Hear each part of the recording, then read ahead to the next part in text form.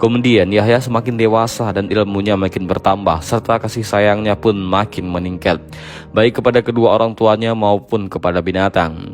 Kasih sayang Nabi Yahya alaihissalam meliputi segala sesuatu. Beliau mengajak manusia untuk bertaubat dari dosa mereka. Beliau memandikan mereka di sungai Jordania agar mereka menyucikan diri mereka dengan taubat. Beliau mengajak mereka untuk menyembah Allah Subhanahu wa taala. Di sana tidak terdapat seorang yang tidak suka kepada Yahya atau menginginkan keburukan baginya. Yahya adalah seorang yang sangat dicintai oleh masyarakatnya karena ia memang seorang yang penyayang, seorang yang bertakwa, seorang yang alim, dan seorang yang berbudi mulia. Beliau keluar dan pergi ke gunung dan kebun, bahkan gurun, dan tinggal di dalamnya selama berbulan-bulan untuk menyembah Allah Subhanahu wa taala dan menangis di hadapannya serta sholat. Beliau merasakan kedamaian di daratan, bahkan beliau tidak memperhatikan makanannya. Beliau makan dari daun-daun dan pohon-pohon dan minum dari air sungai. Bahkan beliau makan belalang dan juga rumput. Beliau tidur di gua manapun yang ditemuinya di gunung dan lubang manapun yang didapatinya di bumi. Terkadang beliau masuk di suatu gua gunung, lalu beliau menemukan binatang buas di dalamnya seperti serigala atau singa. Namun karena kesibukannya dan konsentrasinya saat berzikir kepada Allah Subhanahu wa taala dan sholat, sehingga beliau tidak lagi memperhatikan serigala atau singa. Serigala dan singa itu melihat Nabi Yahya, lalu mereka mengetahui bahwa ini adalah seorang Nabi Allah yang sangat berbelas kasih kepada binatang. Maka binatang-binatang buas itu menundukkan kepalanya dan meninggalkan tempat itu dengan tenang, sehingga Nabi Yahya tidak mendengar suara mereka. Pada kesempatan yang lain, Nabi Yahya memberi makan binatang-binatang buas dengan penuh kasih sayang. Bahkan beliau tidak makan di malam harinya karena makanannya diberikan kepada binatang-binatang itu. Beliau merasa puas saat menjadikan salat dan zikir sebagai makanan dari hatinya sebelum beliau memberi makanan pada tubuhnya. Beliau makan dari daun-daun pohon. Beliau bermalam atau bergadang dalam keadaan air matanya berlinang saat berzikir kepada Allah Subhanahu wa taala dan tenggelam dalam larutan cinta dan bersyukur kepadanya. Ketika Nabi Yahya berdiri di depan manusia untuk mengajak mereka menyembah Allah, maka beliau mampu membuat mereka menangis karena cinta dan khusyuk. Beliau mampu mempengaruhi hati mereka dengan kebenaran yang dibawanya, dan beliau menampakkan bahwa beliau memang dekat dengan Allah. Pada suatu hari, Nabi Yahya keluar menemui manusia. Masjid tampak ramai dipenuhi orang-orang. Nabi Yahya berdiri dan beliau mulai berbicara. Sesungguhnya Allah memerintahkan aku untuk menyampaikan kalimat-kalimat yang telah aku kerjakan, dan aku telah memerintahkan kalian untuk juga mengerjakannya. Hendaklah kalian menyembah Allah dan tidak menyekutukannya.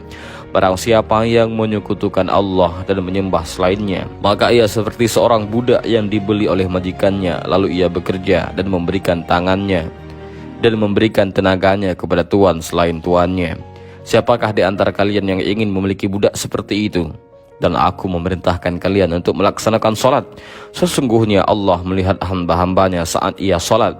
Oleh karena itu, jika kalian sholat, maka hendaklah kalian berusaha untuk khusyuk. Aku pun memerintahkan kalian untuk berpuasa.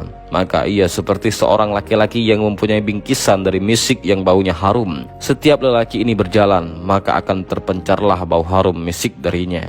Aku pun memerintahkan kalian agar banyak melakukan zikir kepada Allah. Maka orang seperti itu seperti seorang laki-laki yang dicari-cari oleh musuhnya, lalu ia segera berlindung di dalam benteng yang kuat. Dan benteng yang paling kuat adalah zikrullah, dan tiada keselamatan tanpa benteng itu.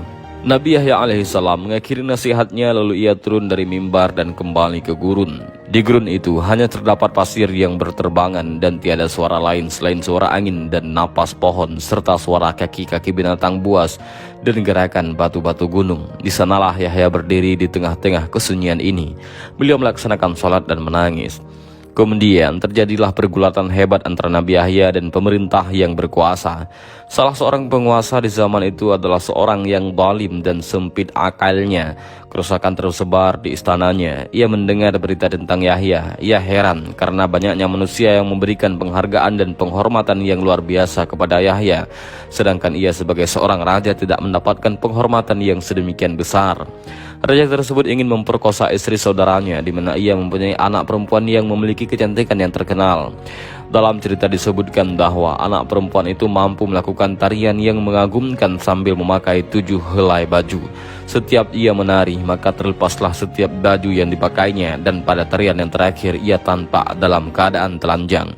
Raja bertanya kepada Yahya, apakah ia boleh menikahi istri saudaranya? Yahya menjawab, itu tidak diperbolehkan. Raja tetap berbicara kepada Yahya dan mendesak kepadanya agar membolehkannya menikah dengan wanita yang disukainya itu, dan hendaklah Yahya mencari solusi atau fatwa yang sangat memuaskannya. Namun Yahya menolak keras untuk memenuhi permintaan raja itu. Kemudian Yahya pun meninggalkannya. Akhirnya raja tampak marah kepada Yahya dan memerintahkan agar Yahya dipenjara. Kemudian raja itu pun memperkosa istri saudaranya. Anak perempuan itu yang suka menari telah melihat Yahya saat ia berbicara dengan raja. Anak perempuan itu sangat tertarik akan ketampanan Yahya dan keagungan kepribadiannya. Ringkasnya, wanita yang ahli menari itu pun merasa jatuh cinta kepada Yahya. Ia pergi menemui Yahya di penjaranya, dan ia melihat Yahya dalam keadaan duduk salat dan menangis. Wanita itu terus mengawasi Yahya saat beliau salat sampai selesai. Lalu ia meletakkan dirinya di bawah kaki Yahya dan memintanya agar mencintainya sebagaimana ia mencintai Yahya. Yahya menjawab bahwa di dalam hatinya tidak ada cinta lain selain cinta kepada Allah. Wanita itu pun bangkit dari tempatnya dalam keadaan putus asa. Ia meninggalkan Yahya dalam keadaan hatinya dipenuhi kebencian padanya. Ia kembali ke istana raja. Waktu Isya telah berakhir. Raja mulai meminum minuman kesukaannya, yaitu khamar. Wanita itu memberikan minum kepada raja. Saking banyaknya raja minum, sampai-sampai raja merasa bahwa kepalanya seperti balon besar dan ia sebentar lagi akan terbang. Di sanalah wanita penari itu segera memakai pakaian tarian dan kembali kepada raja. Raja melihatnya dan ia merasa kepalanya bertambah besar, dan wanita itu pun mulai menari. Lalu dipukullah rebana dan berbagai alat musik sehingga wanita itu tampak menari dan menikmati tariannya. Pada tarian ketujuh ia berhenti lalu membuka wajahnya sambil berkata kepada raja, "Wahai tuanku, aku ingin bertanya sedikit kepadamu." Raja yang sedang mabuk itu berkata, "Segala sesuatu yang engkau inginkan akan kuberikan kepadamu sekarang juga." Wanita itu berkata, "Aku menginginkan kepala Yahya bin Zakaria." Mendengar perkataan itu, raja segera sadar dari mabuknya, lalu ia merasakan ketakutan.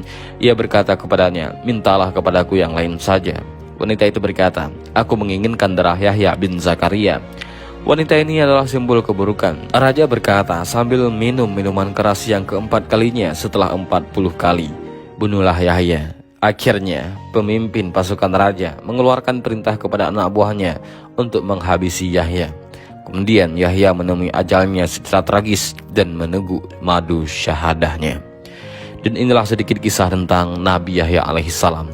Mudah-mudahan ada manfaat bagi kita semua. Amin ya rabbal alamin. Allahu a'lam bishawab. Assalamualaikum warahmatullahi wabarakatuh.